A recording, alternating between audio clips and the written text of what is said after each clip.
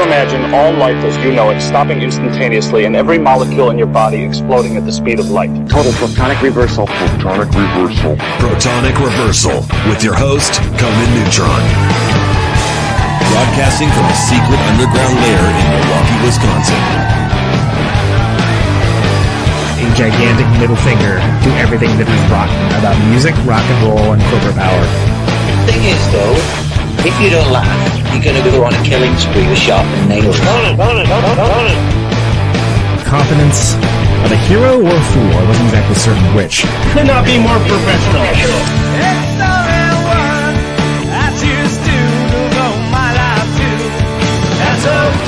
It means something. It means something.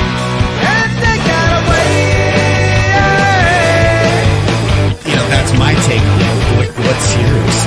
Protonic reversal. That's like a science thing, right? Indeed it is. It is a science thing. It is a science place. It is a scientific fact that we're all up in your face. It is time once again for the one, the only Protonic Reversal. Welcome to it. Episode 450. Good people, 450. So moving to 12 years of doing this endeavor. So, yeah, very excited shortly to be bringing back a wonderful, uncompromising musician who has been doing awesome stuff for many years. Felt like he was just on the show a week ago. No, that was 6 years ago. So, okay, time is a flat circle. I don't know. I have no explanation, but we're going to rectify that very shortly. Of course, before we do any of that, welcome to Conan Neutron's Protonic Reversal. I'm your host, Conan Neutron. I'm a rock and roll lifer. It's been touring and recording for 26 years, most known for the band Conan Neutron and the Secret Friends. Music is a huge part of my life, and I use the format of this very long-running podcast to talk about music with musicians whose work I enjoy and respect, but who may not be household names. This is episode 450. If it's your first time listening to the show, archives are available for free. No ads, no sponsors, no kidding at protonicreversal.com. However, if you want to support the show and get episodes sooner, $1 a month at patreon.com/protonicreversal will achieve that goal. If you like the show or even just a single episode, please feel free to like, subscribe on your platform of choice, share around the internet, and even leave a review. All of that helps people discover the show, beats back the almighty algorithmic overlords. It's just a darn nice thing to do, really. Okay, so mere moments, going to be talking to Mr. Chris Spencer. Very excited for this. Before that, house cleaning. Conan Neutron Secret Friends out on Tour with Red Cross, March and April. Go check those out. Long Beach is already sold out. I believe tickets for everything else still available. And 3 shows with Mike Watt and the Missing Men before that. So if you're any of those cities, please come out. I'm going to bring some Protonic Reversal stickers as well. So just remind me. I'll give you one if you're there.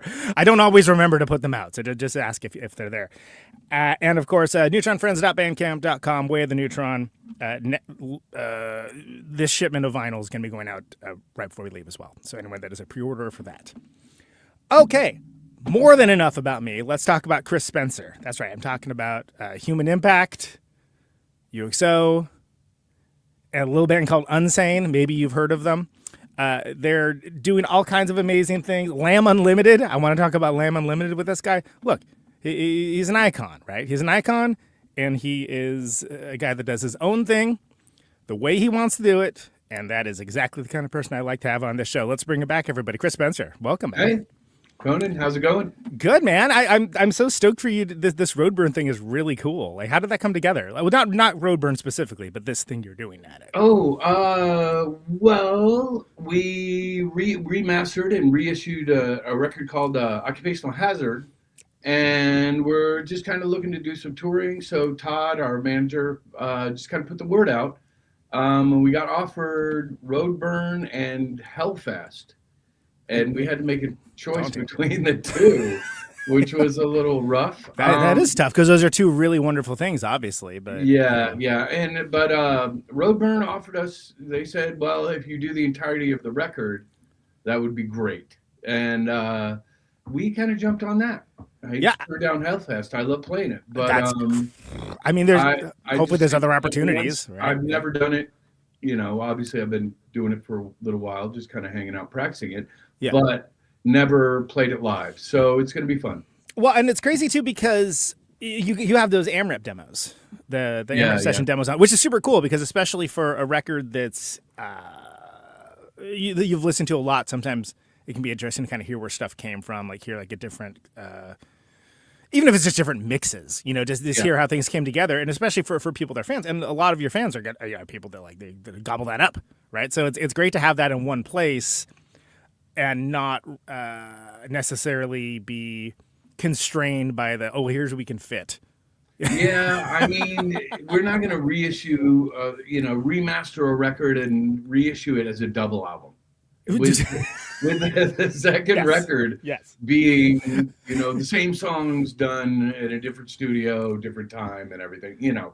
We thought about it, honestly, because there's a lot of shit. I have a lot. There's like live shows, all kinds of stuff that were options for that period, to add. But the way things are now, we just added a track onto the original record. Yeah. Had Andrew Schneider remaster the whole thing, and then we can just add whatever we want as digital downloads. Right, which of course the vast majority of people, the main thing is that people will buy the record as like the keepsake and like the thing to have around, and more people are going to be listening on the digital. That's just the reality of the situation. Yeah, you get it. You buy the vinyl, you get it. So it's kind of cool. The vinyl's on this bloodshot clear vinyl. It's got blood in it and everything. So well, I want to talk to you about the Lamb Unlimited stuff because you just like offhandedly mentioning.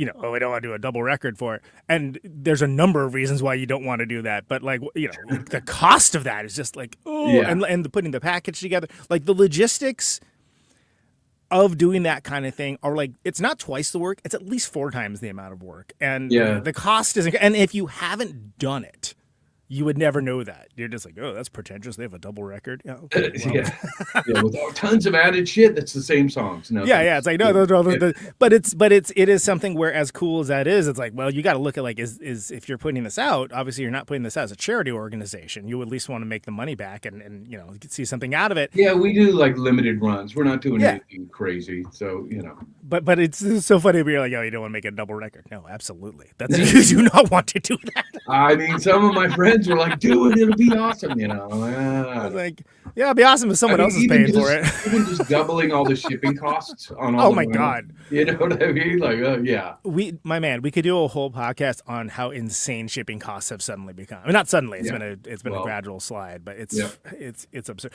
But the thing that I love about that, and I like turn around the other way, is that means when somebody does order it, they really want it. They really care about it. Because I'd be like, I wouldn't pay that much to ship a record. Yeah, I mean, I don't. I would, considering we're doing a bunch of touring around this. I mean, if I knew a band was doing that, I would just go to the show and buy one of the shows. Exactly, you save like $30. Right? Simple. Yeah. So tell me about this remaster. Tell me about revisiting. We might as well start there since it's technically the most recent thing for Occupational Hazard. Tell me about like revisiting those songs, but like also getting this mastered the way you want it. And I mean, it just a lot of shit from that time period, from the mid '90s and stuff, needed just a little help. Things were getting better. Sound was getting much better from when we first started, but it just needed a little EQ help, little output boosting slightly. So because that's like '98, right? Now that's like late '90s. Yeah, that was before we started having the loudness wars that were happening in mastering. Totally. And Andrew has done quite a bunch of records with us. Yeah. So he knows what I'm going for. You know what I mean? He knows He's the guy. He definitely does it perfectly. So I just had all the shit in the vault, and Todd got all our rights back to everything. So we basically have free reign. There's only one record I don't have, which is Total Destruction. Which the Atlantic one, or the Atlantic co-release, right? Yeah. Go figure. Yeah, I know, right? That's shit. But so just have him kick it up, brighten it up a little bit, and get it out on vinyl. I mean, I don't think the vinyl's available anymore. There was like a picture disc that Relapse had done at that time. That was pretty cool, actually. But for some reason, I think the pressing, like I've heard people say that now it sounds like shit for some reason. Oh, really? Why Like degraded, maybe? I don't know. I guess, yeah. I don't know. I'm not sure about the whatever quality of a picture disc. Because it was actually the cover in the vinyl. So yeah, I know people that are real nerds about that kind of thing that will be like, yeah, it's a great keepsake, but it sounds like crap. It's like, oh, okay, well, yeah. I mean, fine. Let me know. I guess I've lost a lot of hearing because I can't tell the difference. But yeah, no, it sounded good when it first came out. Yeah, but I guess that makes sense that Yeah, it's not. But it's also. It's also just nice to have it in the world as a newer release because then it's under your own house, it's under your own banner, it's under your own tent, and right? Also getting to tour on there. Like I was hurt real bad after that came out, so I did like 10 months of touring with a cut from sternum to pelvic bone healing the entire time. Rough. So getting it out now and being able to play it in good shape is awesome. Like that, just have the chance to go out and play that record and be in good physical condition is great. Well, sure, and be able to deliver the songs the way you want to, right? And not have to like. True. Like, not see how we're doing on this one. So much go on, oh my God, exactly. I'm dying, Not to be too dark about it, but I mean, that's real. Shit gets dark, Well, and especially because it's not like this isn't like Belle and Sebastian. There's a physicality to it, right? There's a physicality to the music. There's a physicality. Yeah. This record especially because we've been doing a lot of touring, right before we recorded all this, so we were in very good shape. So do you have like a routine or anything that you do now that you didn't used to, just to like care and maintenance or pre-prep? No, but I tend to do the entire set on a steel string, acoustic.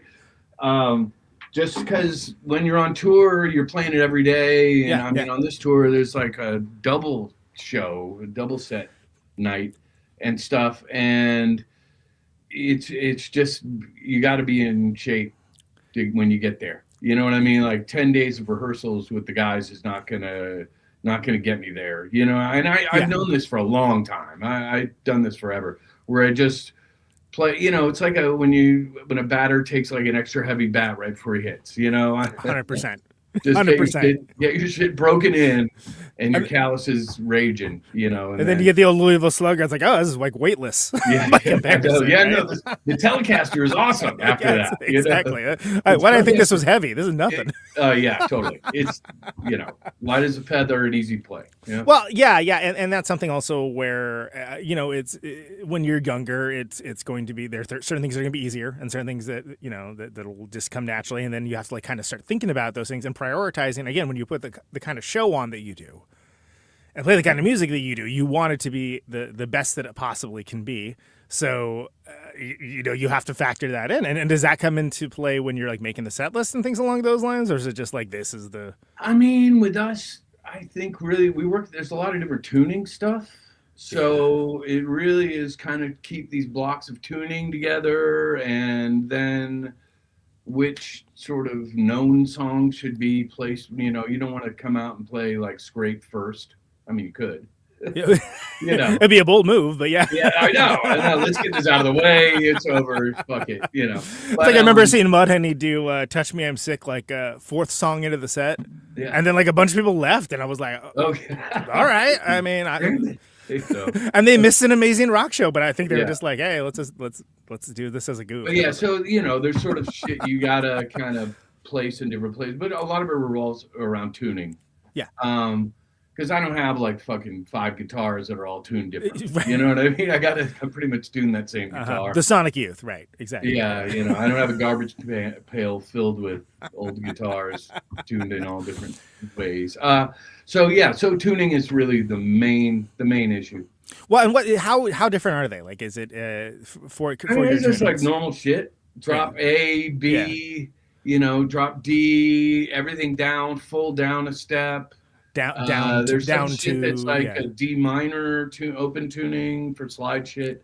Sure, of course, yeah. And then normal, like just standard E stuff too. So it's kind of, but that's like 5 different tunings, right? Well, exactly. So you don't want to be, doing the thing where like, all right, let's go down, let's go up. Going to react if you go down to drop A, and then try and bring that guy back up. you got to give him a minute, the E string to, kind of get back to normal. Because the A is so low, it's all flappy. Then you bring it up tight again, it's going to slip a little bit, Well, and then you don't want to kill the momentum of the show by going back and forth, back and forth, back and forth. As much as it really does. Yeah, totally. Doesn't make You don't want to be tuning every time, Yeah. It's good to keep them in blocks and kind of give yourself a little room in, at certain spots to get the tuning done. So as a live, and again, it blew my mind that the last time that we talked, Human Impact was still pretty new. Like it's crazy, like how much has happened. But this lineup of Unsane has been going since 2021. Yeah, 2020, right? Basically. Yeah. So 6 years in this lineup, which is again, what I is know, time, it's right? crazy. It's like, yeah, I know. But how did that? I don't think I've heard the story of how this lineup came together now, because I remember because you were deep into Human Impact for a long time, and then. It started as a one-off kind of thing, or was it for the release? It kind of started because we were reissuing the early shit. Of course, yes. First record and the record that came before the first record, which was never released. So we're really doing the early shit. So it was really me and Coop and John, just during the pandemic, going like, okay, we all wanted to play. And I had actually gotten an apartment. Like a friend of mine had all these millennials leave during the pandemic in New York, this place in Bushwick. That was actually really close to our old drummer's place. And I was saying to him, like, oh, let's play. And he was like, oh, I'm in Mexico. I'm not coming back. So it was like, well, I guess I kind of give up this apartment stuck in New York City in the fucking pandemic, which is pretty harsh. At least is being stuck in a little fucking room forever. But so then I was hanging out with Coop and John, and I was like, hey, guys, let's just fucking do this early shit. Let's just do it for fun, just because we all want to play. Because the songs are cool to do. Yeah, they're fun to do. And I hadn't played them in forever, So we just started doing that. We did that for months. And then as shit started to open up, a friend of ours, Marcello, who runs a place called The Lost Well in Austin. Oh, I love The Lost Well. Yeah, we were like hanging out there. Bars were starting to open and shit. And he was like, oh, yeah, if you want to play, anytime, let me know. And we were like, oh, yeah, we'll do a one-off. And we just kind of, were like, fuck it, we'll just do it. And then we did that one show, and that really snowballed. Like, people started offering us shit all over the place, tours and yada, yada, So it really just kind of came together organically. I had talked to the guys, to Vinny and Dave, who were at the band before, talked to them and told them what was going on. They were cool with that at the time. But then as we blew up, as things started to go really well for us, then like Vinny, who had said he didn't want to play in the band. He said, no, I don't want to play. I'm going to move into Mexico forever, Right. Then suddenly he's very upset. And, and then later offered him again, let's do maybe like 2 drummers and fucking do this and this, and I don't know if he actually wants to do it. He likes talking shit on social media, but when it comes down to playing, I've asked him and he doesn't do it. So what the fuck, what can you do? So anyway, me and John Coop, we've been doing it basically like 6 years now. It's fucking awesome. It's back to kind of the way things were on an earlier part of the band's career. Yeah. Where it was like 3 guys against the world going out there and fucking having fun, friends, it's really like, I don't know. I used to kind of think of it like we're just gypsies who just cruise around and play every night. You know what I mean? Yeah. And it's kind of back to that instead of like, a labor, like a job where you're fucking, we're getting paid this and this. It's fuck that. I hate that shit. Sorry. Excuse me. No, that's. I just don't like it when it becomes like everybody's cash cow and it comes before and they're like, oh, I don't want to rehearse. We'll rehearse 3 days before we leave on a fucking 8-week tour. No, man, you got to play all the time. Whatever. Well, and that's me. I'm not. I like playing. That's the transcendental nature of art and music and collaboration too. Is that like it's not something that you're punching a time card for? Like no, hopefully. It should be expression. Creativity. So I look forward. Personally, I look forward to. Oh, great, we get to play. Cool. Oh, we're gonna do this new song. I'm so excited to do this. Yeah, that's so great. I'm with you. And it's it's interesting that not everybody feels that because it's sort of like, well, why did you start playing in the first place? Then? I know. Yeah, but I know it. But I mean, Vinny's always seems like he's been on his own thing. I know isn't he doing something with the new version of Plaque Marks, I think, which is I saw him a while ago, a few weeks ago, or a couple of months ago. Which has got and some he really said, no, he's not doing that. Oh, okay. So, yeah, I know. What do I know? Like, all right. He did start out doing shit with them. Yeah. And then when I saw him a couple of months ago, he was like, no, I'm not doing that. And, it's a little, I don't know. He doesn't like dressing up like a clown, I think. This new iteration. So I mean, full disclosure, like the old band Plaque Marks, I love. They're great, and some people in that band were friends. We did a whole tour, like US 6-week thing with them, and it was fun. We got along with that's great.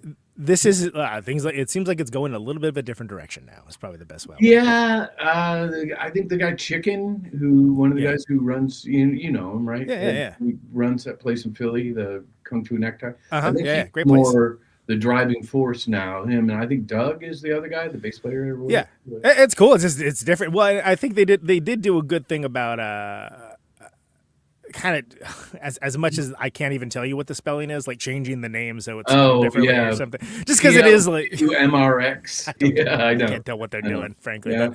But I think that was smart of them to do that because it does kind of draw a distinction that like, oh, this is it's not Plaque Marks anymore. Now it's Plaques. Yeah, and some of their shit's kind of cool. I thought it was I mean, I'm very cherubsy to me, but I would agree with that, and I was excited to see Vinny was doing stuff with them, and now I'm like, I feel like an idiot for saying that because it's like, no, he was in there. He played on that first record, I think, but yeah, I don't know. He shut that down pretty quick. I'm not sure. Have you talked to Dave at all? Dave Yeah. I hit up Dave. Dave was like, do whatever you want. I'm cool with whatever. Dave's got Baratro, his band in Italy. He moved to Italy forever ago. Why do I always forget that? Yeah. He's been living in Italy, I don't know, man, probably a while now. Almost like 10 years more about that. Yeah, a lot of my friends are kind of like, where's Dave? We haven't heard, nobody's heard anything from him, so. It's okay. It's okay to live a private life too. Yeah. I mean, do what you want. You mentioned the telly earlier. Yeah. How early did you gravitate towards that as your weapon of choice? Oh, pretty early, really early. From pretty much from the beginning. When I was like 17, I got one, and there's this guy Gary Brower. He does shit. He helps me out with shit. Yeah. He calls me a beater. Like I really beat up guitars. He's fixed a ton of shit for me that seems unfixable. But so it's a really, I love the way it sounds. I love that it has big frets. I have kind of big hands, so it's it's like the right size for my hands. Yeah. And you could fucking throw it across the room and it basically won't go out of tune, depending on how it lands. But because it's basically a slab of wood with a bunch of electronics. Exactly. Exactly. I mean, and by the way, complimentary. I'm saying that as a compliment. Like there's a certain degree of if you're a physical player, if you're a heavy player. Yeah. I don't need some fancy ass guitar. I don't, because I would beat the shit out of it. I bend the neck all the time and fuck shit up. But I do work on them. Like Gary's actually taught me a lot of shit. And I do my own electronics, and then I put a thicker plate on the back and slightly tiny bit longer screws so I can bend the neck and not fuck things up. Dick it up, sure. Yeah, and then brass nut and all kinds of stuff. So I've learned over the years how to make the guitar last a little longer. Yeah, well, and that's you got to, right? Especially because when you're going out and playing, this is. Road wear is a real thing, which is always it really is. Yeah. And you got to know how to fix it on the road. You can't always get parts. Field medicine. I have a kit. You got to MacGyver it. Exactly. And sometimes it is just like, all right, we got to get through like 9 more shows, then we'll take it to the real guy. Yeah. I mean, I bring it solder. Too real. Well, yeah, and it's better too because the Telecaster's going to be like the closest thing for that for you in such a way. Like I was thinking about. When I came up, Steel Pole Bathtub, a Bay Area guy, they were the big band to me, big brother band and big band to me still. And Mike Moraski would tell me about how he like, oh yeah, like this, he had a Strat, but he had, you had to lock down the spring so it don't go out of tune. So you like jam drumsticks back in there and like just all this sort of like, I was like, oh wow, which is the kind of thing when, you haven't done anything yet. You're like, oh, I didn't ever realize this side of things. Wow. But it's all right. It's whatever makes it the tool that does the job. Yeah. I had to do the same thing, but I took like this piece of, it was like plastic. There was this plastic place down on Canal Street for a long time that had all these weird shapes of plastic. So I got this kind of block that fit perfectly behind the floating bridge there. Right. Lock it in place in there and then glued it in there and screwed the thing down. Yeah. Which nowadays, like fixed bridges are so much more common. But I mean, this is like 90s I'm talking about. Yeah. Nobody was thinking about it. I found it for like $700 or something. Yeah. Actually, I still have it, and it's really a good guitar. So we're now worth a lot more than that. But yeah, the whammy bar and stuff. I'd rather bend the neck, honestly. Yeah, what's up there, Eddie Van Halen? Yeah. Yeah, I know, right? Yeah. I mean, there are a few people that do it kind of cool, but like. Oh, totally. Yeah. I mean, Respect. If you can do it and not have the thing go out of tune all the time, more power to you. That's what I'm saying. Because you do it. If I go whirl like that, it's out. You do this cool thing. Oh, that sounded so awesome, and then you're like, Brr! The next chord you play. It's like, okay, that's. Yeah. I know. No, it's pain in the ass. Thumbs down. Which is kind of part of having a telly, because I can bend the neck like that, and it won't go out of tune. Right, exactly. Yeah, I mean, again, they're almost there to take abuse because they're basically pretty much. Yeah.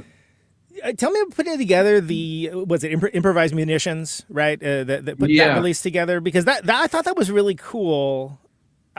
Because I mean, I just didn't know it. I didn't know any of that stuff. Oh, yeah. So I thought that was cool because of it. I don't know if you probably heard that story, but yeah, there was this guy, Ernie Chicorelli or something like that. Yeah. But he ran Circuit Records, and I was really good friends with the guys from Surgery. Of course. Sean McDonald, he was good friends with Ernie, and we were playing like the Pyramid Club and Lismar Lounge and shit like that, and just starting out. And Sean was like, yeah, man, I'll talk to this guy Ernie. He's really interested in putting out your record and all this shit. So we did a quick recording and gave it to him. He gave me a test pressing and then disappeared off the face of the earth. Apparently he had some drug debt. Yeah, that'll do it. I've told this story a few times. Nobody has ever coughed up where Ernie went. Like nobody's ever said, "Oh, wait, I know him." Yeah. No, you think someone somewhere? Oh, I saw him at a bodega. Yeah, would be like, "Wait, I know him." And I know what happened to him. He moved to South America or something. Yeah, exactly. Like something. He's farming alpacas. Okay, and great. He disappeared, and then I had the test pressing in my basement apartment on Clinton Street with fucking junky roommates and shit, and went on tour, and they sold all my vinyl. That was like our first single. I had a bunch of copies of that, the Treehouse record and all this shit. Yeah, I know. I was kind of bummed. I had a guy give me one later because he heard that story that I had like 10 of them and I don't have one, But that's actually pretty sweet. That's nice. It was really nice of him. And it was the first pressing, which is really cool. But so they sold all of it, and then cut to 2 decades later, it's online somewhere, and I just eventually through a bunch of different people found the guy, and turns out he lived in my neighborhood and bought the test pressing very soon after it had been sold by my roommates. So he had kept it in like pristine condition. So there was actually potential to remaster it and take the vinyl from the vinyl, that's crazy. Yeah. But it actually came out, again, Andrew Snyder, man, he's a fucking genius. Well, and he knows he knows the sound of what it is. It's like you're coming to someone and they need like a lexicon of learning a foreign language. If it was someone who was unfamiliar with what we're doing, that would not have worked. But so he was able to remaster it and get it out, and we were actually able to have our first record, which never come out like 27 years later or something. That's so crazy. Well, and because that's like what, 89 or something? Yeah, so probably like a full 2 years before the self-titled The Matter or something. Yeah. And we were on tour that whole time. We were just living in the van, traveling around, getting paid like $50 a show. Yeah. And Pete Shore, our bass player, was all the time he was always so happy when we drove people away. You know? Oh, no wonder he's playing in Cherubs now. The show would end. Yeah, I know. Well, you know. Which, by the way, I fucking love Cherubs, just to be clear. But Yeah, me too. Me too. But yeah, no, there was multiple times when it was like people was like, man, we fucking drove them all away. It was awesome, you know. I was like, oh my god, that's great. You know? Do you ever talk to Pete still?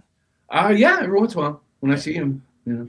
He's I mean, again, Cherubs Invoke for a third time.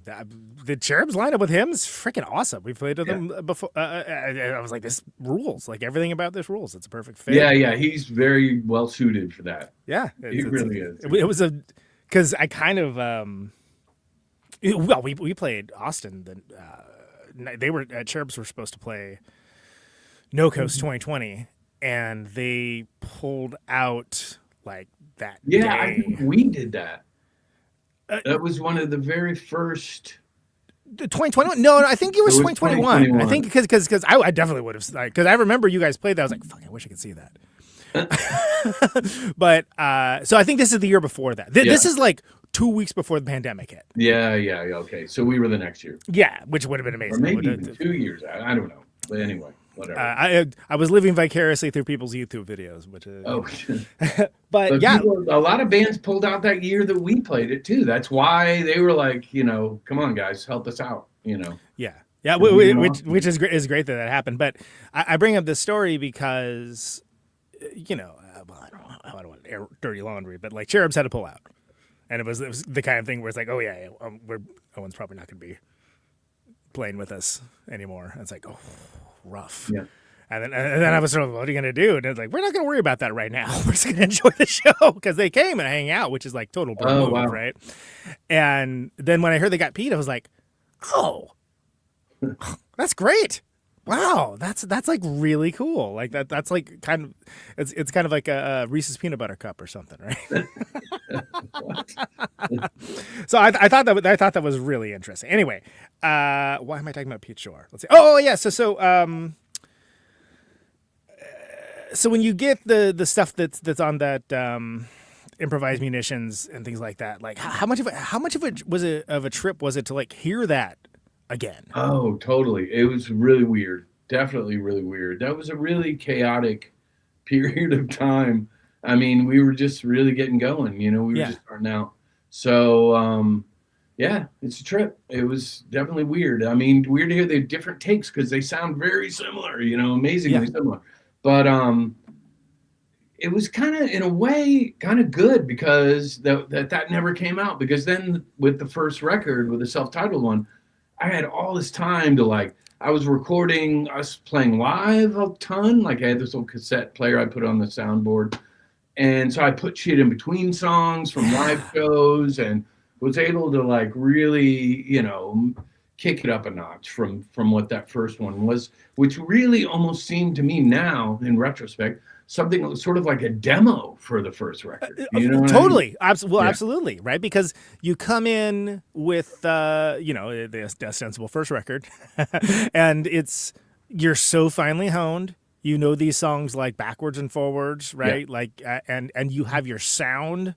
And we have a little more experience, a tiny bit more experience in the studio. Right. It isn't a new experience. The very first thing we did, we were broke. You know, we had to fucking, I think we recorded at like 2 Casa or something, the place on Avenue B.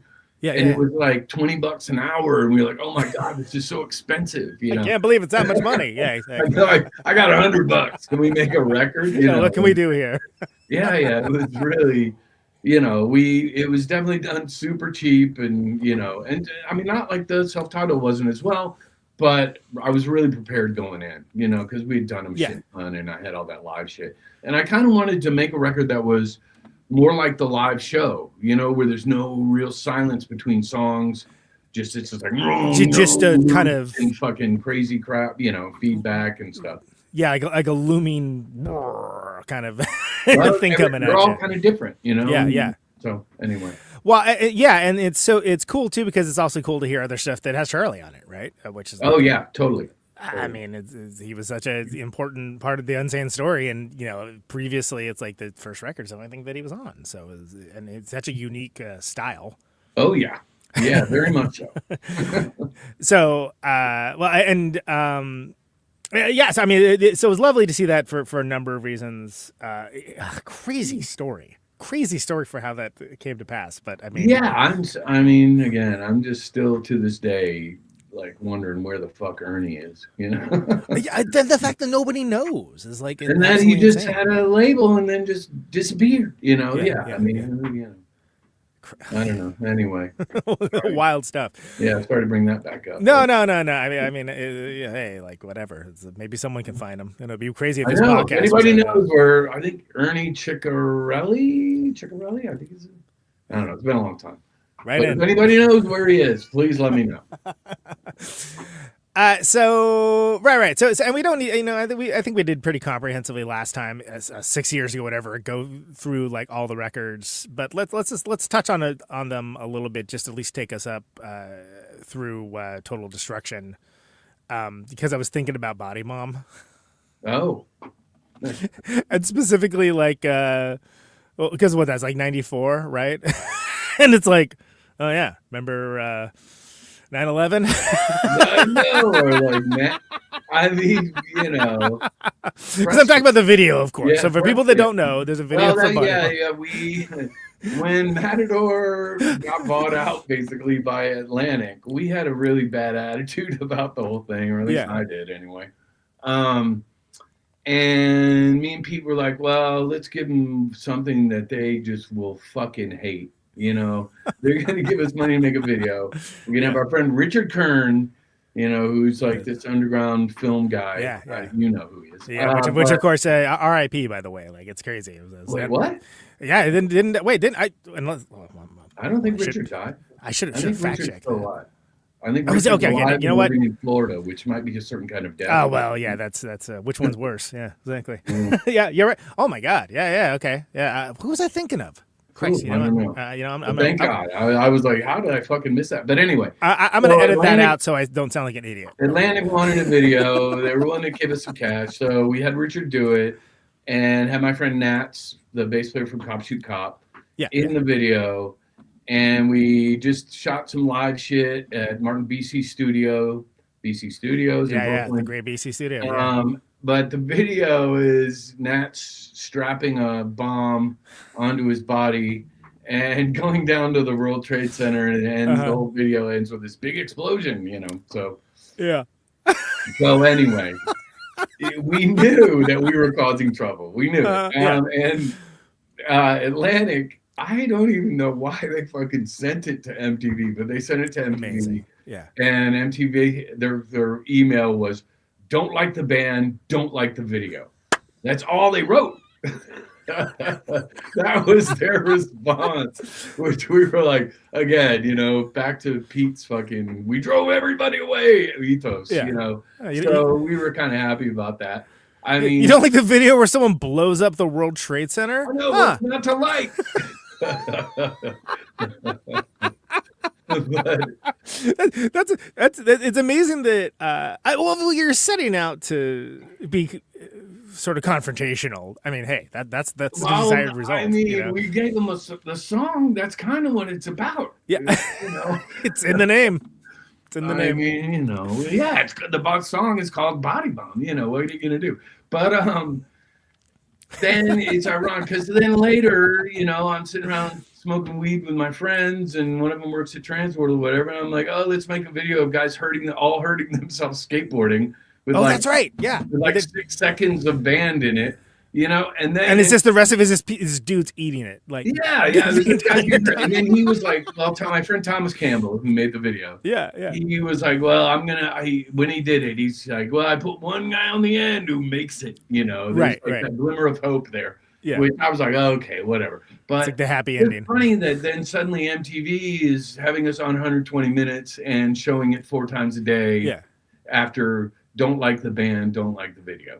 They're just they're just trying anything they can do to get credibility or money. Well, and that's the thing. 120 minutes was like the credibility grab, and you had like dudes like Matt Pinfield who were he was very nice. He was a nice guy. He's very nice. Like absolute the most truest of music fans, Yeah. and it is there to like do some good, basically. Yeah, he was trying. And you know, in a machine that is not designed for that in any way, shape, or form. No, So I mean, definitely not. when the freaks there got were- let there were- in from that video, there were complaints because when Scrape was on, Yeah. there were complaints from like really big artists like Janet Jackson and shit. Like the label's like, we spent $150,000 on the video, and you have this piece of shit running all the time. Like yeah, why are you playing this one. crap? Yeah. Like God, man. Whatever. Didn't wasn't that video didn't it cost like less than $200 or something to make? $169. Well, it was all like found footage Thomas had laying around. I think he just shot some Super 8 shit of us at like Coney Island High, just for the 6 seconds of band shit in there, Yeah. So it was just Super 8 film is probably about all he paid for. Maybe edit in an editing suite for an hour, a couple hours, a few hours. So. Meanwhile, Janet Jackson's making a video for like $9 million. Like this crap. I know. No wonder people were mad. Yeah, I know. I would see what was played before it and after it because they gave me a list of when it was going to be on. It was pretty funny, man. It was pretty funny. What a time! Crazy. Yeah. So yeah, and that's scattered, smothered, and covered. Yeah. Which is great. I'm glad that was on AmRep. Right. With Tom and Waffle House reference, right? If I remember correctly. Wait, what? The record name, Scattered, Smothered, Oh, and Covered. yeah, Like, would you get a Waffle House? Well, we were hanging out. We were on tour. We were hanging out at Waffle House late night, Sure. And we were like, yeah, this sounds like a kind of, MO of a fucking serial killer, smothered and covered, So Absolutely, yeah. Yeah. So Hannibal Lecter. Road humor, which is, Well, and that's are you aware at all of the sort of type of video that is the late night Waffle House fight video that are now like ubiquitous on the internet because it happens so much? Well, because of their hours, right? Everybody's drunk. Everybody's late night. drunk. Everybody's acting up. Trouble, yeah. So there's like a whole echelon of YouTube videos that are just like people fighting at Waffle House over the thinnest of reasons, which is my eggs are undercooked. Yeah, right. Exactly. Just like mad at the world, Yeah, mad at the person in line in front of them, like whatever, just mad. Yeah. I'm sure there's like thousands of different stupid little things that guys get pissed about. Yeah. And that's sort of like talk about an occupational hazard, right? It's like if you're working at Waffle House on the overnight shift, Yeah, you gotta have some empathy for those people. Like you gotta feel for them because that's rough. They are earning it. Yeah, they are. They are. So which of course so that brings us up to Occupational Hazard, right? So revisiting these songs, playing them live. Did you had all those songs? Had you played all those songs live before when that record had come out? Wait, what? For Occupational Hazard? Oh, you mean the full record? Yeah. Well, had you any of them? Like were they live staples at the time? Because you were kind of they were, yeah, and we played them before we recorded them too. Like I started kind of going, okay, because early on, like with that first record thing, I just realized like how much better shit is when you play it for a few months. Yeah. Instead of coming in and just writing it and rehearsing and then going to the studio, let's play it live for a while. It always works out better. It does hit a little different. It hit a little harder too. Yeah, and everybody's tighter, and you know what you're doing, and a lot of little subtle things that you would add because you played it so many times, So anyway, it's just better. Yeah, and that's how is it revisiting that stuff like all these years later too? Was it like, oh, this rules, or was it like it's really fun? Yeah, it's really fun. I gotta use the pick that I was using at that time. Oh yeah, really? Sort of a softer pick because I've been using this guy, which is like a really hard, like S3 kind of thing. Yeah. But if you use the Tortex Orange, you can just grind away, and it's much easier on your arm. Sure. No, and that's something that of all the things that people think about. Dude, ironically, in my pocket, I have a 1mm nylon Dunlop right now. In this, which is sort of like my jam for like what I do, but it's not like a one size fits all. The type of pick you play is, I think, as important as the guitar, as the amp, as the chord. All that stuff. That's true. I mean, with this little Jazz 3 guy, you get to real subtlety, and Mm-hmm. there's a lot of shit you can do with it. And this guy just beats the shit out of everything and survives. That's the It's very different. It's because when we first went to very first show in London, Unsane, I think it was 89 or 90 or something. Yeah. But I was pretty nervous. I'd never, we went over blah, blah, blah. Broke 6 strings on 2 guitars using this little tiny pick. Oh, man. And it was a nightmare. It gets expensive too, especially if you don't have lots of strings with you. I had a couple, whatever. Yeah. But so then I started kind of using softer picks. Yeah. Realizing that if you're going to hit the guitar that hard, you don't want to be using a fucking Mexican peso. Like, What is it? Well, Steve Albini started using like parts of a cymbal that like was cut out for a while, but he used a quarter for a long time. And I was like, that's insane. No wonder you go through strings so much. I mean, but then by the same token, it's like, well, I guess you can't argue with the results, but that seems like a long way to get there. But yeah, I mean, I've got like brass picks, and I'll do different shit. But for recording, I think that works great. But it's like when you're playing live, it's like, I mean, that's gonna rip through things like it ain't nothing. I know. You gotta be cool with shit. It's gotta last a little while. What I mean? Ideally. I can't. I mean, I tend to break shit a lot, so I gotta be a little bit careful. But sorry. What was the question? We got sidetracked on picks. Oh, Occupational Hazard. So going back to the songs after. Once again, 20 years. the pick was key. It had a lot to do with it because I was playing without that, and it was really like, it's a lot of work. And then I got that; it's a little easier.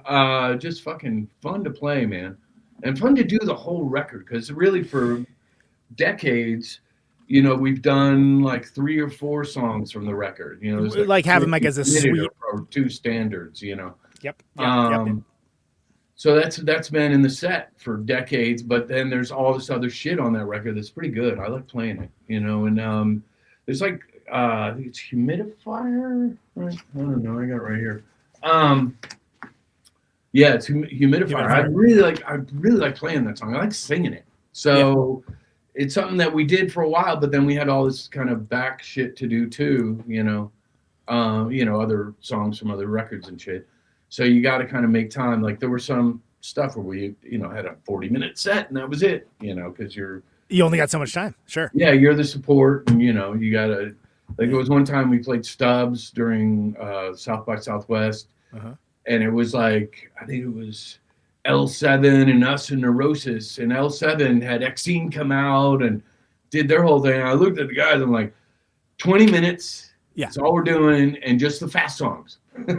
And we're done. We're out of there, because we have 0 time. They have eaten up so much time, and then Neurosis is next, and we know those guys really well, so we know they're playing an hour and a half. Well, yeah, and I adore that band, but like, me too. Almost all of their songs are like 9 minutes long. Yeah, they're really long. I mean, they're amazing, but like it's that build and like that whole like okay, we're like traveling the ocean, and then crescendo, and then maybe back down, and And it's like that. If you don't have that, it's like you're not even really getting the real experience.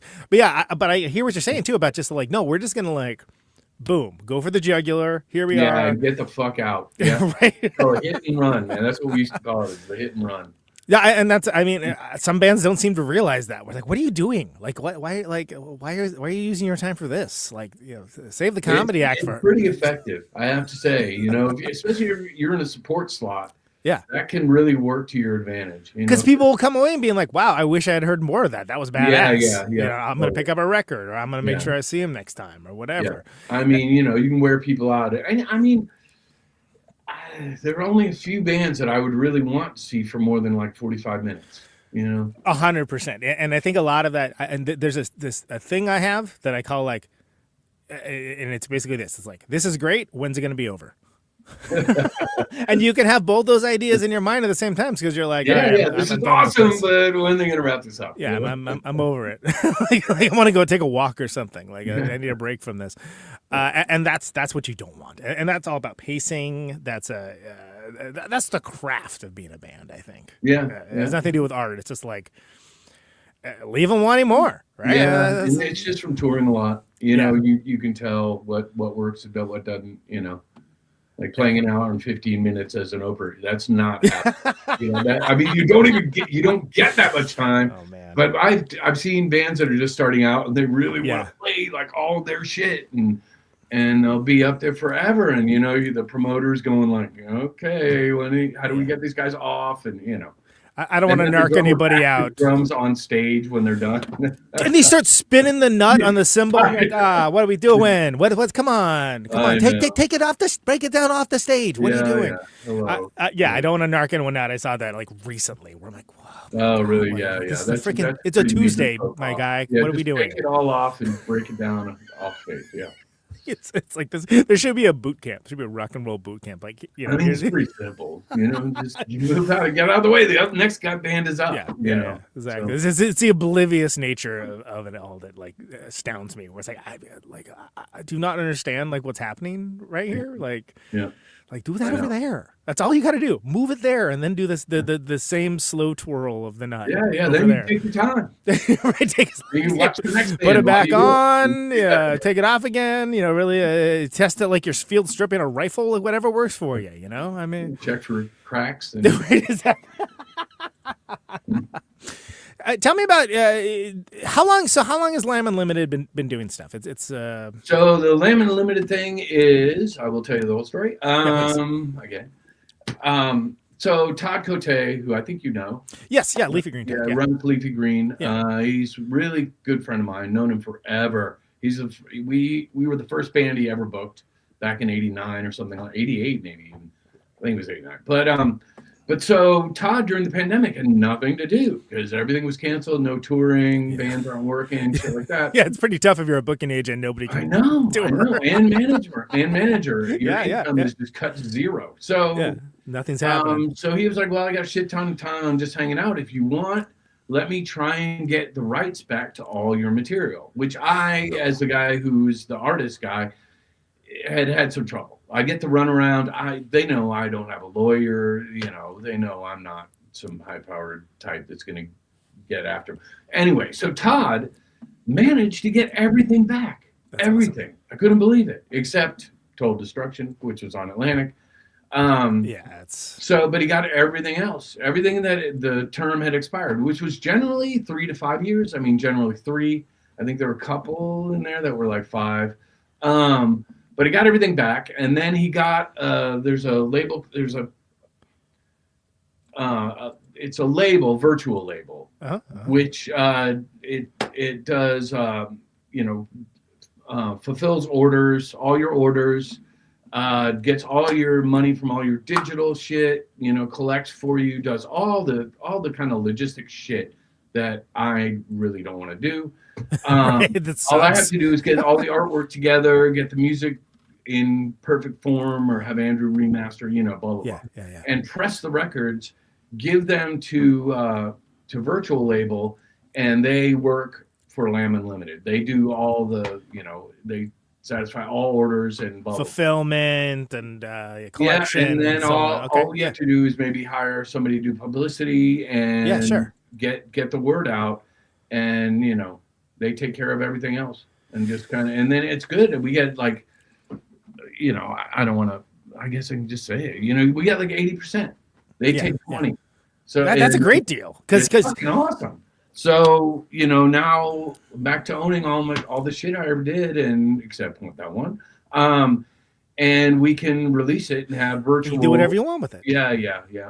Totally. Total freedom. And then I just use the money from that first record, from the, whatever, there's just a separate account, and just cover the shit that comes up. We're good. It's a reissue label. We're not taking on new bands. We have anybody who's out there who's thinking, send us demos. People send us stuff, but which is cool. Some shit is really good. I was into it, but at the same time, we're just doing it to reissue Unsane work. And that's such a... Or possibly Cutthroats records, maybe. Which I do want to talk about. Or UXO, or any, Something within the family, sure. Yeah. But I like that idea so much of having... So you have all the rights to everything. You have it all in... asterisks. You have it all in one place. And the part that can grind to a halt when you're a working band out on the road, which is the fulfillment of orders, Distribution, yeah, is order handled. fulfillment. That's that's always the hard, because so you can't do that from tour. You sure can't, my guy. All right. Fuck that. That has caused me no getting the merch set up. Yeah. Exactly. That has caused me personally so much stress over the years. That really? Yeah. That's a different podcast. But that's very real. So you get and you get to release it the way you want it, and you get to do it in cool ways that are good for the fans. To get something kind of new and interesting. Like with Occupational Hazard, this came out, this was done on that bloodshot clear vinyl. Great quality record. Like the cover is this is the original photograph, which now is high res. You know what I mean? Yeah. Like the original photographer, James Rexroad, got to put the word in on him. Yep. A good friend of mine has been shooting our shit forever. He had the original photo so we can re-scan it in a high res format. And then my friend Orion Landau, who worked at Relapse forever, just laid everything back in, you know. And then there's also the bonus tracks. You got to add that, and just crap like that. But it's really like, what I would have hoped this would be when it came out. You know what I mean? Right, that you maybe either didn't have the freedom, money, or time, or the technology to do. Yeah, really is what's going on. Yeah. And like the Venn diagram of those four things are like so important. Yeah. And then it's like, well, we got 3 of those. Oh, that's enough. Let's go. No, I think that's really cool, and then it also opens up, resources to do other things. And I'm glad you mentioned Cutthroats 9 because I'm almost positive last time that we talked, we didn't really speak too much about that band because I saw that band a lot in SF. Oh, you did? Yeah. I mean, that was kind of what we were doing. I guess we did like 7 U.S. tours. Yeah. It was kind of back to the beginning of like touring with your friends, hanging out in a van, Yeah. And fun as hell. That band was so fun. It was so fun to play in that band. Yeah, it seemed like you guys. What?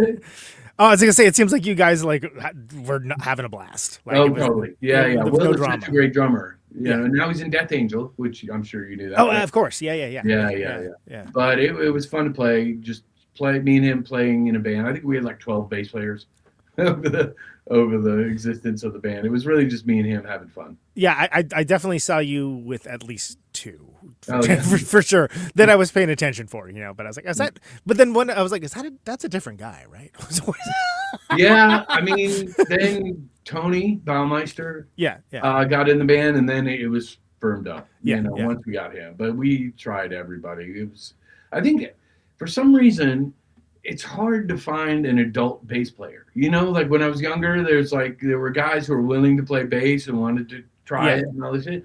But there are very few, in my world anyway, very few, bass players that are just like bass players, like Pincus, Absolutely. Yeah, man. They're just great bass players. Where it's like, that's their thing. They're not just, I can do that too. I mean, like, they're not just like a guitar player who's like, I'll do it. I own a bass. I'll sure. do it. Which I do, to like most guitar players. I've done it a ton, So the whole Man's Ruin thing too, it's hard to describe for for younger fans what a big deal. And again, you got to realize I was a Bay Area guy, right? But that was such a big deal of a record label, and the fact that it was like uncompromising and totally. Frank was really cool, man. He was really cool. I think later other people started signing other bands that Frank had less to do with. But the initial concept was fucking awesome. It was totally uncompromising. Like it was what he liked. Which is what, at the heart of it, like in independent label at least should be. And it was, it was tied in so nicely with like his graphic art output too. His art and shit. And it just was like, it was cool. It was like, oh, this is cool. And for me, it's sort of like the quintessential part of like old San Francisco. Yeah. Yeah, that's true. There's unfortunately not as much there. And I felt like, that band fit so nicely on Man's Ruin and in that time period. And it really was kind of like a San Francisco local band, like we really played a shit ton of shows around the city. We just Yep. Like somebody would call us up like, hey, these guys canceled. Can you do it? We're like, yeah, we're in, Right, because people know it would deliver, and they knew it would be. And, our rehearsal space was like 6 blocks. Yeah, low impact. Easy. And Frank was so cool. Man's Ruin, that was another thing. Like Amphetamine Reptiles, kind of similar in that way. I mean, Sure. they're very different, but Hayes is just cool, and you can trust him. You know what I mean? And he knows what he likes. And again, he's also on the sort of graphics tip, just like kind of Frank was too. You know what I mean? Frank obviously did some big shit, but it's kind of this in-house like art and music record label. It's just a cool setup, And they were both people who were creative and trustable. Totally trustable. And you don't have to watch what they're doing, right? Not at all. Yeah. Not in the slightest. I mean, when you get money, oh, cool, thanks. You don't even, you don't need to like check it against the spreadsheet or something. Never, they're not going to rip you off. Yeah. No. That's good way to deal with a label. That's the best label to be. Hard agree. That you have to have that trust. Totally. When did you? So when did you first meet Ari? And put together Celan, right? Is how you say it. Celan. Celan. Okay, I've never heard it spoken aloud. I'm sorry. Oh, it's all right. No big deal. So that's another. There have been a few things that I've done where it's somebody that I respect what they do and really wanted to work with them and got an opportunity to just kind of be there and do it and hit them up. And like I went to Berlin. He had access to the old Neubauten studio. Hell yeah. So to me, that was kind of a lifetime dream to record in that studio. And then my girlfriend at the time was from Switzerland, and we were like, okay, I can do that. We can live in Berlin for for a while, and I'll do that. Get Ari on there, and then the two friends of mine played bass and drums from Fluid, this band Fluid, and then of course, Fluid, yeah.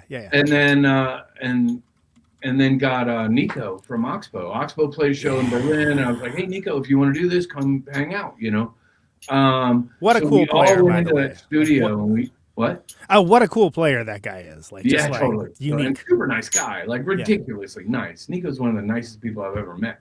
But so it was kind of like, okay, we're just getting together. It took a while. Like I moved there, and then I was like, like 6 months went by, and I was like, holy fuck, is this actually going to happen? And blah blah blah. And then everything just kind of came together in a 2-day period. So Zabi and Phil, the bass player and drummer, showed up. They were in Leipzig, I think. They were down in Leipzig. Ari was doing shit. He was doing art. He was doing art pieces and shit.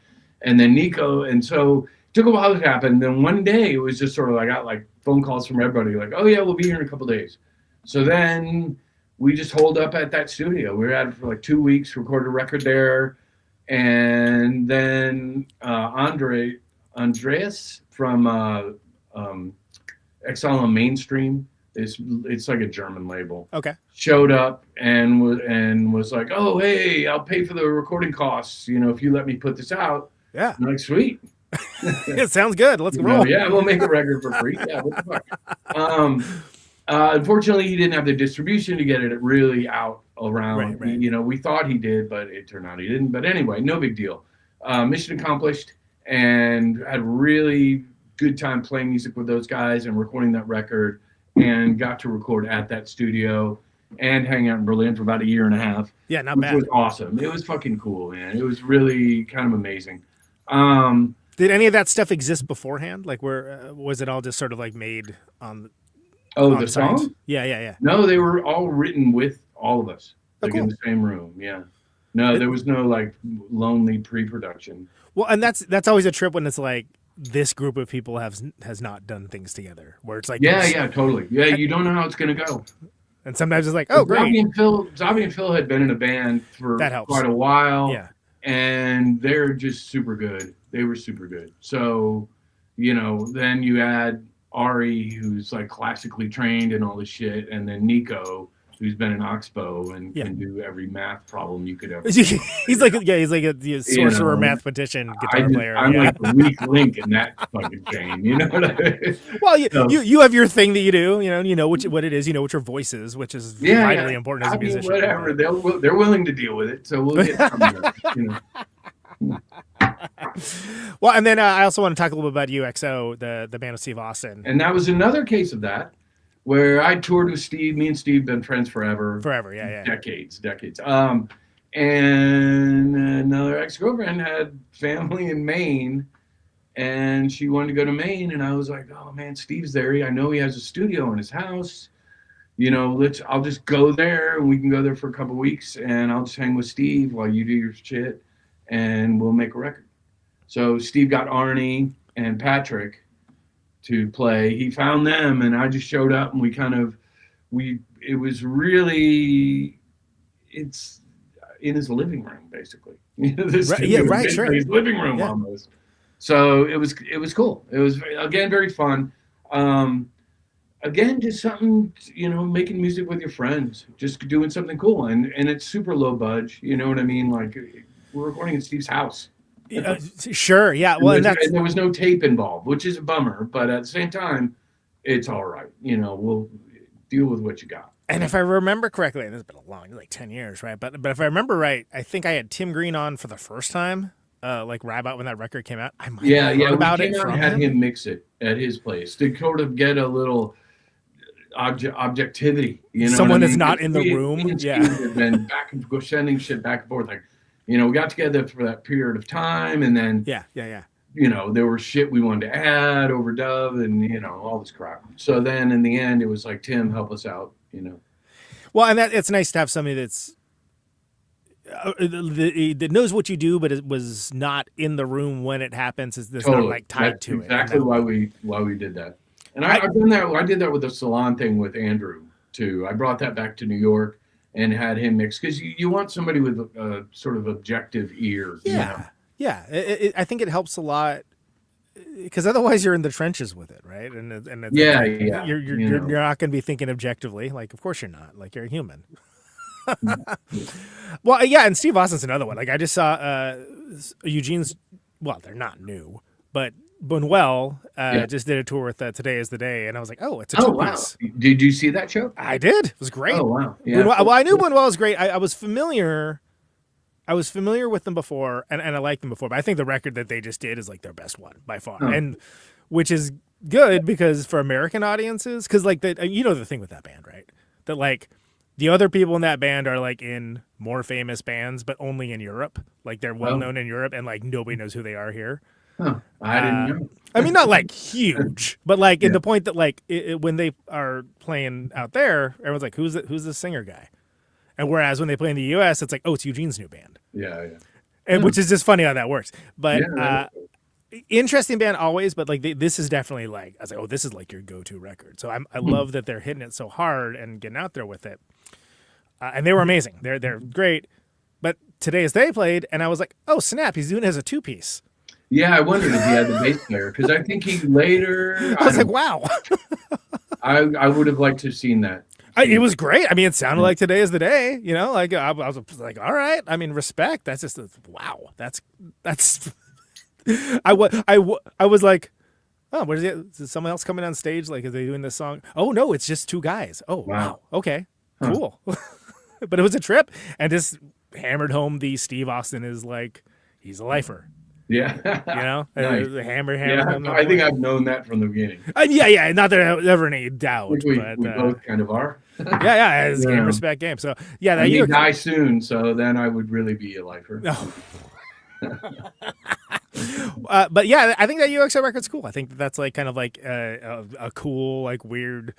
Again, when I heard about it, I want to say I heard about it on air when I had Tim on. I was like, what? What are you talking about? But I'm not going to listen back. That was like 10 years ago. Yeah. Yeah. Okay. So, I want to bring that up because we did talk about Human Impact a lot last time. Yeah. And I want to, before we go back to Unsane again before we close out, but I felt like you were all in for Human Impact. I really loved how different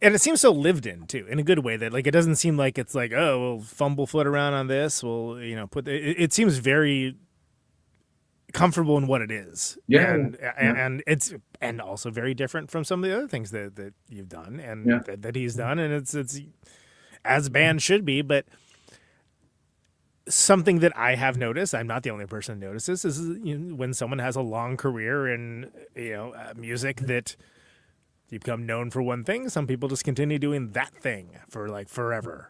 I mean, I could probably be blamed or accused of that, but I fucking love that one thing. The thing is good.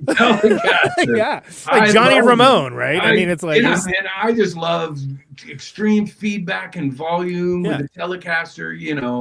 I can't. It's like that. I just love it. I've loved it since I was a little kid. I've always loved it. It's just.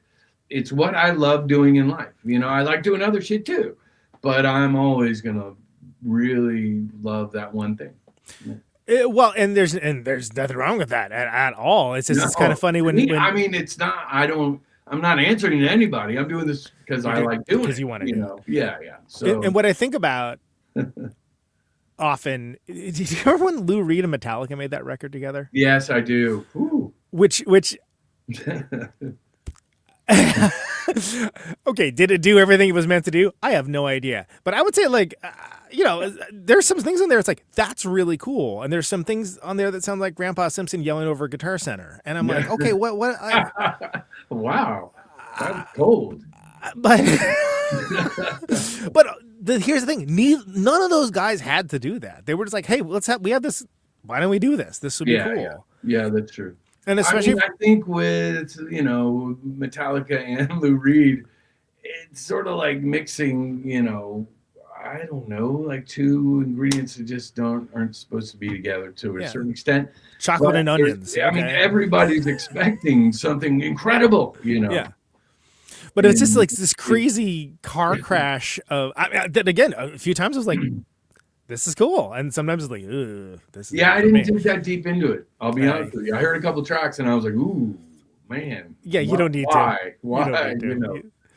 But it just struck me, especially from the Metallica side, like those guys could do anything they want. They could just crank out. I know. So there you go. And they just made something crazy and cool, and I was like, you know what? Create this giant blemish on Lou Reed's career. They just tarnished an old man's reputation irreparably. Destroy any respect anybody has. Let's do it. But it's also like, you know what? Respect, man. You did the thing you wanted to do. Are the results what you wanted to be? I have not the slightest idea. But I always appreciate.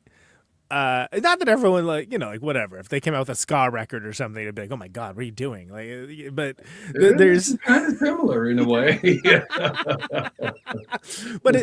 I think it's interesting. Look at Melvins, right? Look at like Buzz and Dale and how they continue to do things and they do all kinds of weird shit too, constantly. And they like the different formations and like whatever.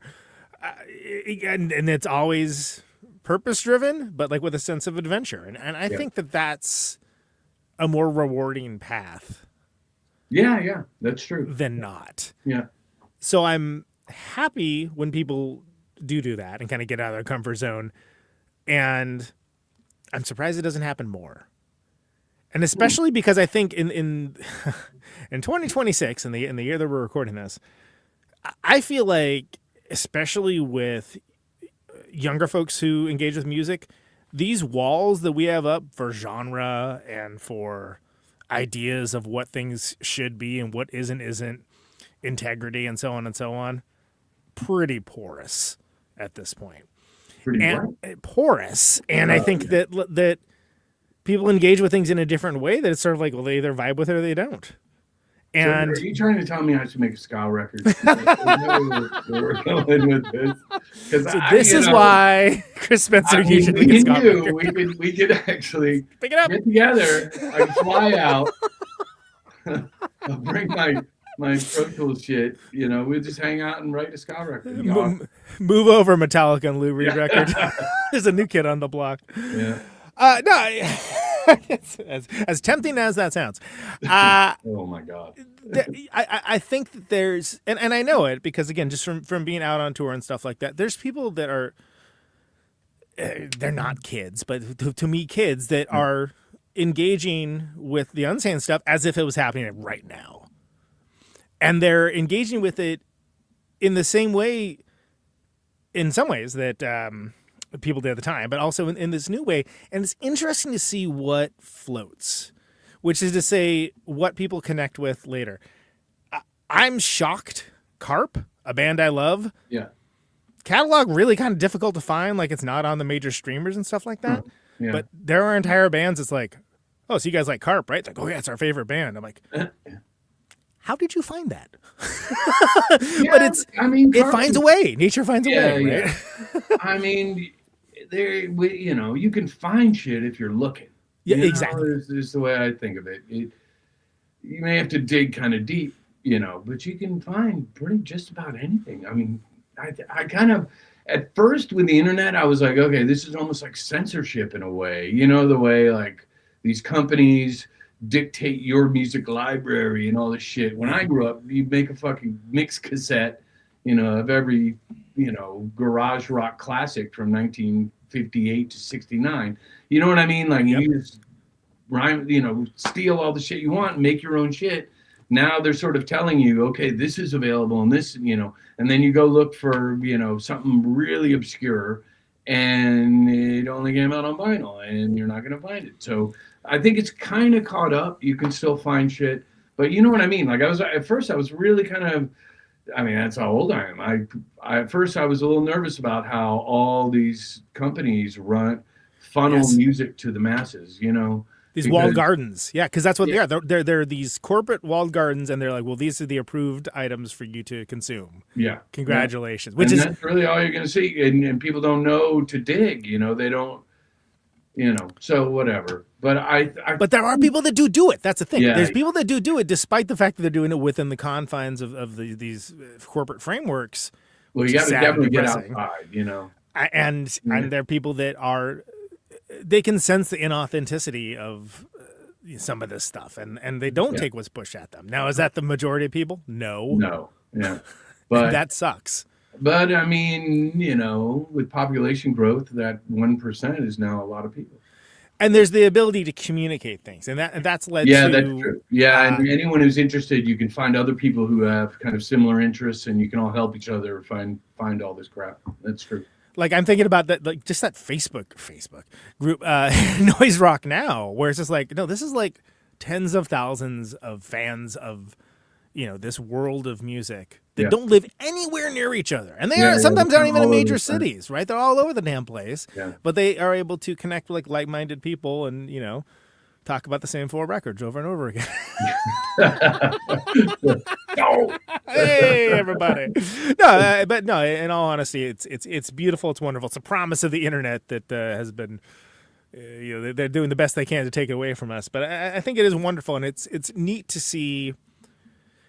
It's neat to see things from the history, such as it is, of this weird, freaky music be brought forward in such a way and presented in a modern context, but not have it with like this insane profit motive that seems to come from with almost everything. Yeah. And when I say profit motive, I don't mean like it's a charity, or I mean just like this, like let's extract as much money as possible. Yeah, from all the humans. I gotcha. And I think it's cool that like you're in the position where you're like bringing these Unsane records back, and there's like, oh yeah, check out. I mean, Conan, I'm a little surprised, honestly, because. There was a period of time, late 90s, almost 2000 kind of era when, like, right before we kind of took a hiatus for, I think, 4 years or something. Yeah. But it was kind of like you were getting out and everybody was getting older and, like, your fan base is getting older and not coming out to shows. Then there's kind of this period of time where it starts to kind of come back. And then now, I mean, I'm just surprised that that it's been able to last this long and really do well enough where I can go on tour. I get to play guitar all the time and fucking do what I want, For people that really want to be there too, not just like folks that are huh, what's this? You know, okay. Which, Yeah, I mean, no, don't get me wrong, that can be great. But people are pretty enthusiastic, man. It's good. It's a little shocking. and folks that never got to see any iteration of the band ever, too. Yeah, that's a thing as well, you know. I mean, to go from the band that was happy to drive people away to still be able to do it 30 years later, it's a little shocking, you know. So whatever. Yeah, and I think it's cool, and I think it's cool that. I think it's cool that there's the ability to put these things forward the way that they should be, if that makes sense, right? Rather than have to like just rely passively on like whatever the Spotify algorithm's going to do today or or whatnot. Yeah, you know, between ice ads that they're running. Okay, great. You know, stuff that has nothing to do with the content that's involved. Content. I even called it content. What's wrong with me? Jesus Christ. Anyway, I think it's cool, man. So you got a busy year. You're doing a lot of touring. We're doing Europe. You know, in a few weeks, March and April, and then we're doing the States and Canada, September, October. Which I was saying to you, you know, if you want to, I'd like to try and get you on a show or two or whatever you do. But, don't threaten me with a good time. I'm ready. I know, I'll get my ska shoes on. We'll. Oh yeah. There we go. My checkered Vans. We'll be the instant opening act. Can you imagine? Oh my God! Can you imagine how that would go over? That would be the most. That'd be the biggest prank. The worst thing ever. It would be really horrible. Really horrible. Yeah. So and But yeah. So let's stay in touch. Yeah, and please. There's some shit, you know. So where are you now? You're in New York? No, I live in Milwaukee. Oh, Milwaukee. So, yeah. Hey, maybe that's good because I think we're doing a show in Milwaukee. Great. We know. You know who isn't right now? Us.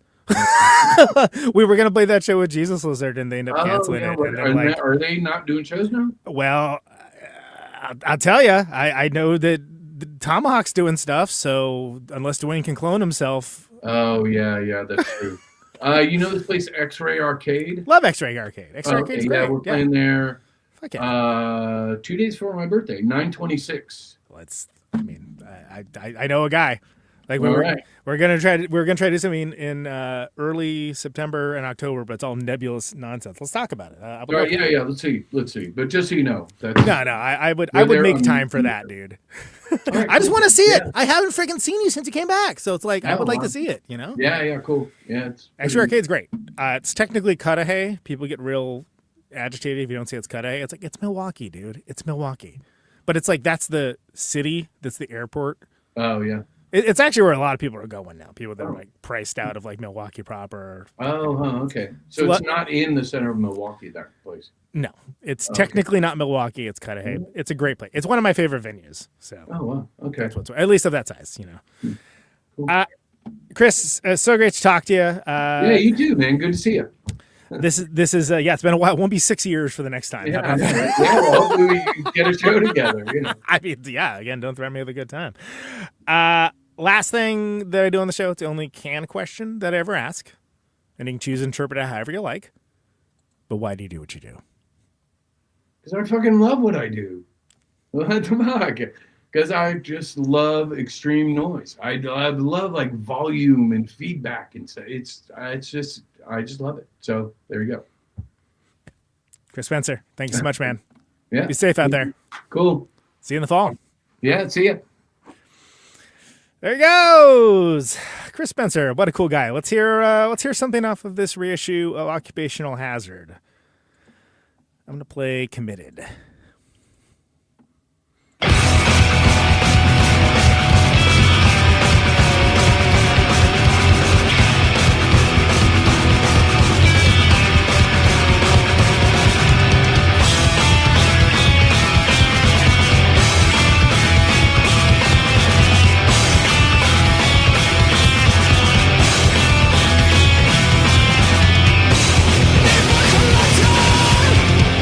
smell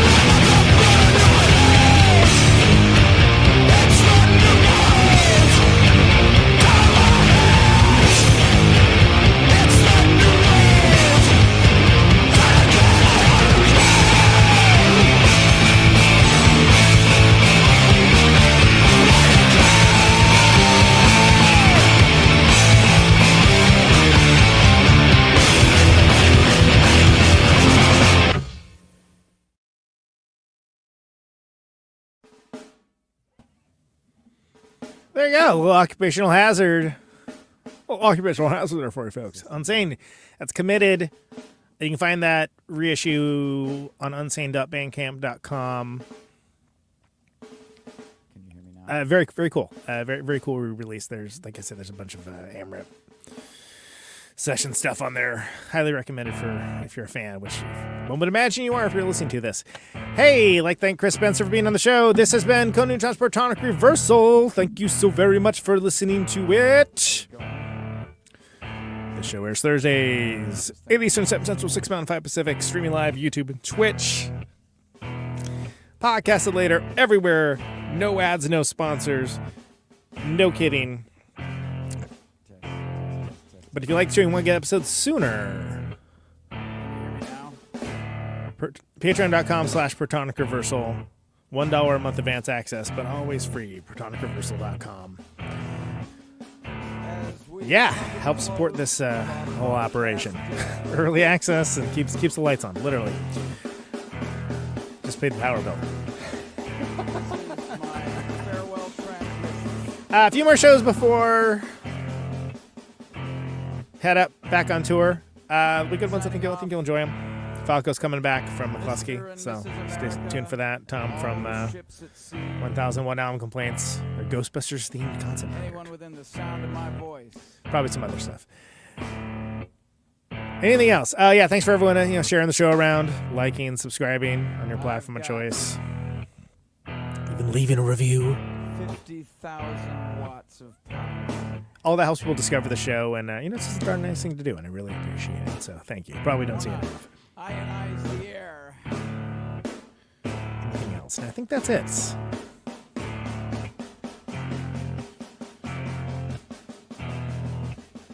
This Stay safe out there. turns sound into electricity. And as always, Can you hear me now? check you later. Out on Route 128, you're dark and lonely. I got my radio on. Can you hear me now? Can you hear me now?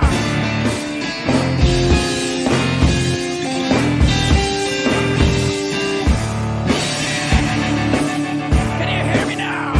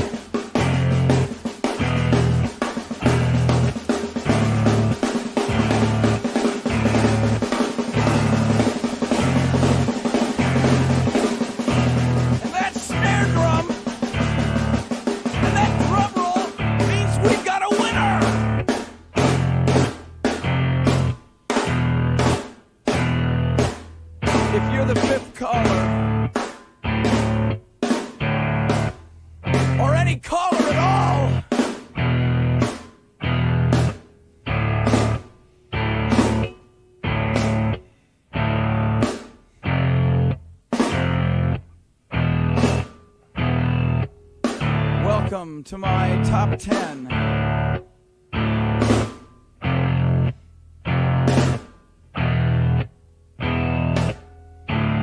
I'd like to thank our sponsor. But we haven't got a sponsor. Not if you were the last man on Earth. She was prepared to prove it. This one goes out to a special girl.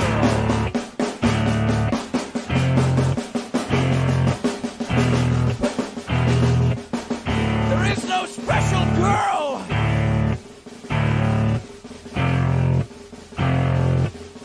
It's the end of radio. The last announcer plays the last record. The last what? Leaves the transmitter. Circles the globe in search of a listener. Can you hear me now? Can you hear me now?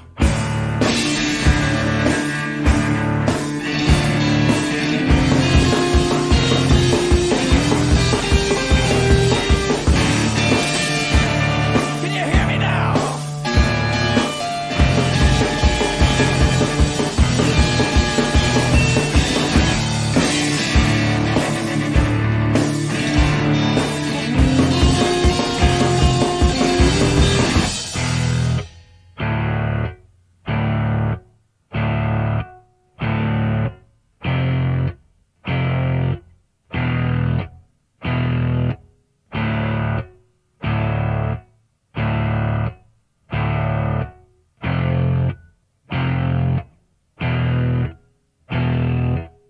Is it really broadcasting if there's no one there to receive? It's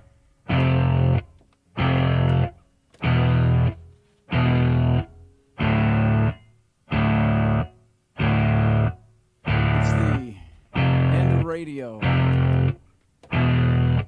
As we come to the close of our broadcast day,